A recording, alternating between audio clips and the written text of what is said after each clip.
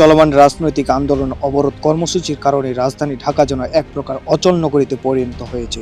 সকাল থেকে বিভিন্ন গুরুত্বপূর্ণ সড়কে যান চলাচল বন্ধ হয়ে পড়ে। আন্দোলনকারীরা ব্যারিকেড সৃষ্টি, প্রধান সড়কগুলো দখল করে নিলে জনজীবন এক প্রকার থমকে যায়। সবচেয়ে বেশি ভোগান্তিতে পড়েছেন সাধারণ পথচারী ও অফিসগামী মানুষ।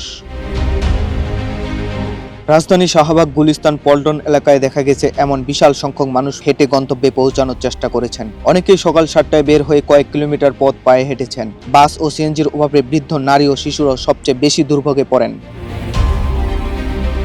গুলিস্তান এলাকায় এক ব্যবসায়ী বলেন, প্রতিদিন দোকানে পৌঁছাতে আমার সময় লাগে 30 মিনিট, কিন্তু আজ হেঁটে আসতে সময় লেগেছে 1 ঘন্টারও বেশি। গরমে হাঁসফাঁস অবস্থা। কবে হবে এর সমাধান জানা নেই। আপনি কিছু হলে রাস্তা নামতেছেন, রাস্তার সমাধানটা কোথায় আমাকে বলেন। রাস্তা নামলে তো সমাধান হবে না, আমরা ভোগান্তি হবে। ছোটখাটো একটা বিষয় নিয়ে আন্দোলন রাস্তাঘাটে আমাদের কষ্ট দিতেছে কি। RICL TMX, যুগের পর যুগ স্থাপনা থাকে মজবুত। অন্যদিকে জরুরি কাজে বের হওয়া একজন পথচারী জানান, সদরঘাট থেকে হেঁটে আসলাম, আর কতটা সময় লাগবে জানি না। লঞ্চ ঘাট থেকে হাঁটতে হাঁটতে আসছি, আমি গাড়ি চলে না, বন্ধ, এর লাগে হাইটে আসছি। একবারে হাইটে গেছি, আবার হাইটে আসছি। শিশু বাচ্চারা কষ্ট করতে আছে, আমার মতো বৃদ্ধ মহিলারা, পুরুষ এরা কষ্ট করতেছে দেখলাম। এই আন্দোলন জনগণ চায় না, জনগণ চায় না। তবে আন্দোলনকারীরা বলছেন, সরকার তাদের দাবির প্রতি কর্ণপাত না করায় তাদের এই কর্মসূচি দিতে বাধ্য। যতক্ষণ পর্যন্ত এই দাবি আদায় না হবে রাজপথ ছাড়ব না। আমরা অনেক দিন যাবত এখানে আন্দোলন করছি।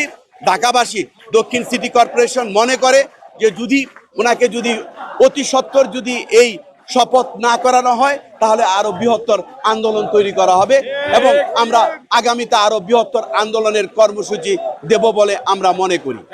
সামগ্রিকভাবে রাজধানী জুড়ে মানুষের মধ্যে চাপা ক্ষোভ বিরাজ করেছে। সাধারণ মানুষ চান দ্রুত সমাধান হোক এই সংকটের, কারণ প্রতিদিন এই দুর্ভোগ জীবনকে স্থবির করে তুলছে না, অর্থনীতির উপরও ফেলছে নেতিবাচক প্রভাব।